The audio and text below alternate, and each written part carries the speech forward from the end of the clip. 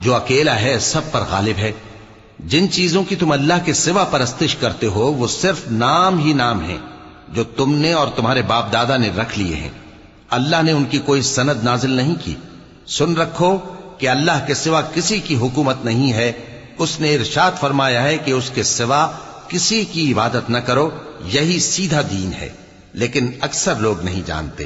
اے میرے قید خانے کے رفیقو، تم میں سے ایک جو پہلا خواب بیان کرنے والا ہے وہ تو اپنے آقا کو شراب پلایا کرے گا، اور جو دوسرا ہے وہ سولی دیا جائے گا، اور پرندے اس کا سر نوچ کھائیں گے۔